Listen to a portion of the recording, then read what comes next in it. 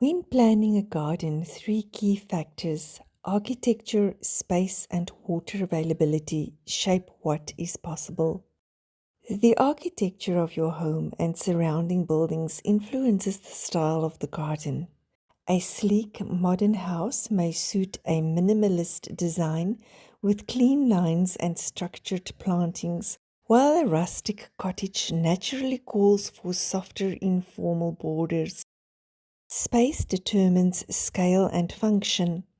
In a small courtyard, vertical planting, pots, and compact trees maximize greenery without overcrowding, whereas a larger property allows for lawns, winding paths, and diverse planting zones.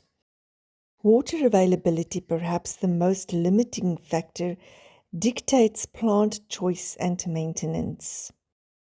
In dry regions, drought-resistant plants, gravel beds, and rain harvesting systems create sustainable beauty, while in wetter climates, lush lawns, ponds, and water-loving shrubs can thrive. A successful garden harmonizes these three elements, turning limitations into creative opportunities. Garden ornaments, seating areas, and features like pergolas also need to reflect the type of garden and space you have.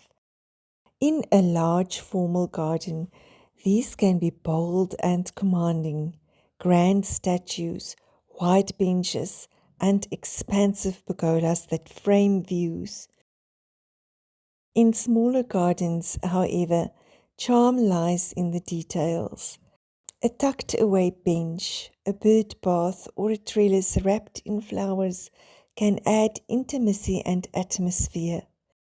In fact, the smaller the garden, the more enchanting and fairy-like it can become. Less structured spaces invite imagination, where whimsical touches, twinkling lights, and hidden corners create an almost magical atmosphere. Together, the design of the garden and its chosen ornaments weave a living space that is not only functional, but also deeply personal.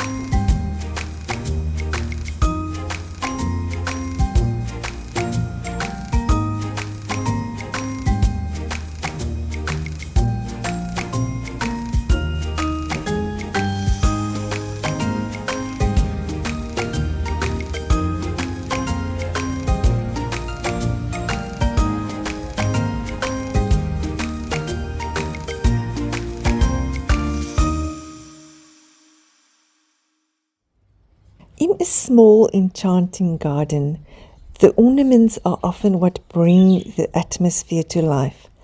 Unlike grand statues in larger spaces, here the magic is in the details. Little gnomes tucked between the flowers, tiny fairies perched on a stone, or a whimsical bird bath glistening in the sun. These touches create not just decoration, but stories waiting to be discovered. Many of us also love to bring in animals through our ornaments. Creatures from faraway places that we don't see in our own gardens. A koala from Australia, for example, might stand proudly among the greenery, sparking the imagination of visitors. Alongside them, ornaments of familiar wild animals like a hippopotamus, an otter or dassie reminds of home, while others like squirrels appear even if they don't roam our local fields. Some ornaments even playfully represent the creatures we don't usually welcome, like snails, yet when crafted in stone or clay, they become part of the charm. Frogs are a favorite too, each one different, each one adding a splash of personality and fun. And when you scatter many of them, it feels as if the garden has its own hidden community, ready to stir when the sun sets. With gnomes and fairies joining in, the ornaments no longer feel still. They come alive. A frog might leap, the otter might splash, the squirrel might chatter in the tree, and the snail might slowly make its way along the garden path. In the imagination, the whole garden stirs into a fairy tale.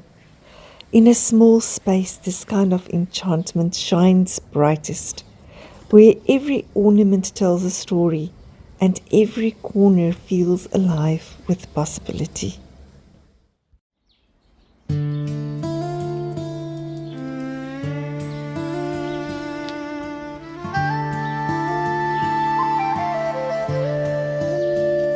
A fairy drifts in the morning light. Her wings are silver, her touch so bright. She sprinkles dust across my hands. Just for a while the garden will understand.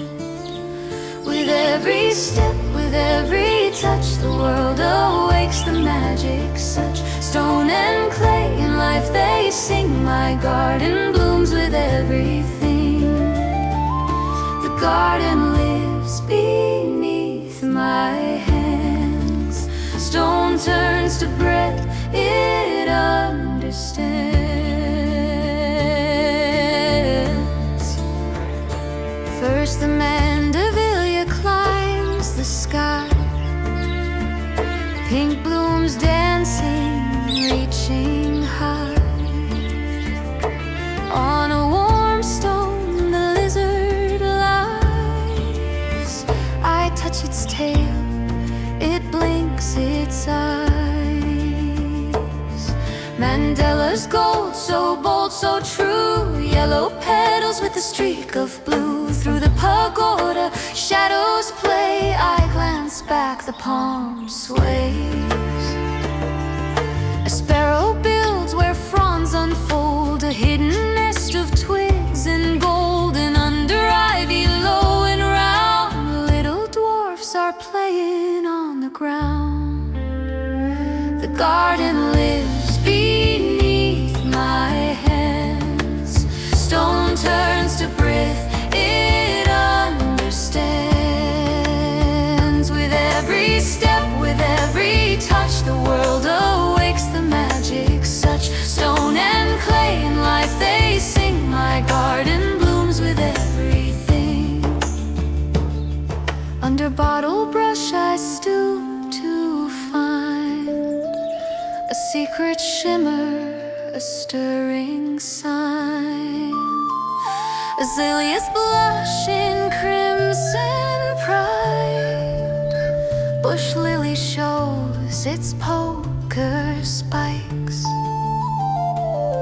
Not a red-hot flame, but soft they rise like torches shining towards the skies. The Cape May glows in white delight, each little flower a gorgeous sight.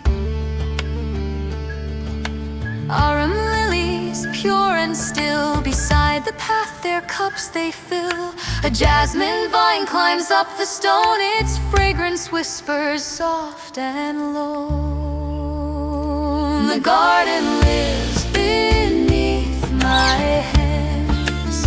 Stone turns to breath, it understands. Two busts of clay, a man made, turn their heads and love displayed. A yellow clivia, petals round, a posy blooms without a sound. Two little hedgehogs sniff the air, noses twitching, a tender pair. A snail creeps forth with baby near, their spiral homes begin to steer. And down the lane, three frogs I find. One uncovers its eyes, the other's aligned. An owl awakes, its whole form turns, in amber gaze a wisdom burns. The garden lives beneath my hands. Stone turns to breath, it understands. A gnome still reads his book of lore, the pages turning forevermore. A squirrel stirs, leaps from the stone, no longer still, no longer alone. And at the end, a boy so shy takes off his hat as I pass by. He greets me once, then stands so still. The fairy's gift begins to chill. The dust fades soft, my hands grow bare, but life still lingers in the air. Though stone returns, my heart still sings. My garden dreams of living things. With every step, with every touch, the world awoke, the magic such. Though stone returns, my heart still sings. My garden